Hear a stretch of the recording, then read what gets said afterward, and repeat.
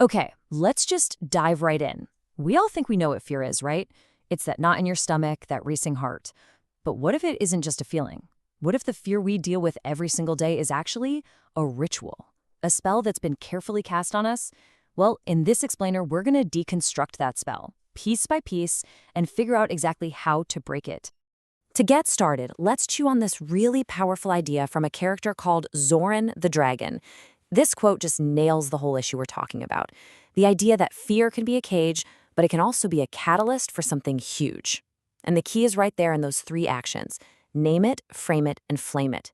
We are definitely coming back to those, so keep them in mind. All right, so first up, let's really get a handle on the nature of this spell. We have to kind of shift how we think about this.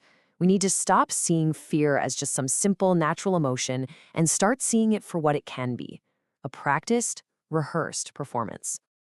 Now, this definition you're seeing, it's everything.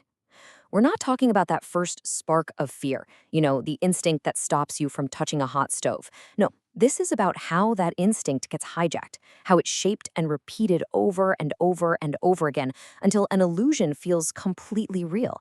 It becomes a tool of control. So if it's a ritual, a spell, then who's casting it? And how are they doing it? Let's take a look at the main channels that are constantly performing this spell in our everyday lives. And here they are. I mean, just think about it for a second. The news often bombards us with the worst-case scenario, right? It creates this constant, low-level hum of threat. Ads, well, they're literally built on making you feel like you're lacking something, creating an anxiety that only their product can fix. And some leaders, well, they use fear to gather power, promising protection from a threat that they themselves are making sound bigger and scarier.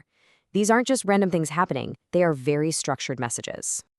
So how does this whole thing actually work on us? It's surprisingly simple, but man, is it effective. Just repetition and saturation. When you hear the same scary message from all these different places, day in and day out, it just starts to feel true. The constant exposure makes the anxiety feel normal, to the point we don't even question where it's coming from anymore. It becomes our default setting. But, and this is the big turning point, if fear is a ritual, if it's a spell that's been cast, then just like any spell, it's got a weakness. It can be broken. And our source material gives us this beautiful way of understanding how through a poem. This line just captures that feeling of isolation that fear is so good at creating. It's all about the constant messaging, those whispers that are designed to make you feel completely powerless and on your own. And this is such a brilliant way to picture the illusion.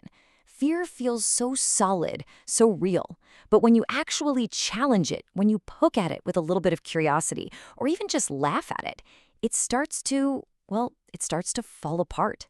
It's not nearly as solid as it seems. And here we are again, back to those three crucial actions: name, frame, and flame. This is the heart of the counterspell. It's a call to action, reminding you that you have this inner strength, this dragon that's been waiting there the whole time. And this is the final, most important piece of the puzzle. The entire ritual of fear relies on us just passively accepting it. The moment you start asking why am I afraid of this? Where did I hear this message? The spell starts to lose all its power. Your questions are your freedom. Okay, so we've analyzed the problem. Now what? Let's get to the solution. To fight a ritual, you need a better ritual. It's time to forge your very own ceremony of courage. This right here, this is your practical toolkit. Let's break it down. First, you name the fear. Don't just say, I'm stressed. No, say, I am afraid I'm going to fail this presentation. Being specific takes away its mystery. Second, trace the ritual. Where did this come from? Was it something you saw in the news? A rule someone taught you? Realizing it's a learned message helps you detach from it. Third, and this is my favorite, flip the frame. Instead of this vague, awful feeling, turn your fear into a character, like a little shadow monster or a trickster you have to outsmart. It makes it something you can actually fight back against. And finally, create a courage ritual, a small, repeatable action that you do every day to ground yourself in your own strength. And why is this so powerful? Because you're fighting fire with fire. You're replacing a passive ritual of fear that was put on you with an active ritual of courage that you created. You're basically overwriting the old, crummy programming with a brand new one. So let's bring it all home. This whole process is really about transformation. It's about changing your role in the story from being the victim of the spell to being the one who has the power to shatter it. And this takes us right back to that quote from the very beginning. The whole point of the ritual of fear is to distract you from what you're capable of, from your own inner dragon. By naming, framing, and flaming your fears, you are actively choosing not to be distracted. You are taking your focus and your power back into your own hands. So I'll leave you with this thought. The entire illusion is held up by a lack of questioning. Your power to break any spell starts with one simple, curious act. So, the real question is, what question will you ask today?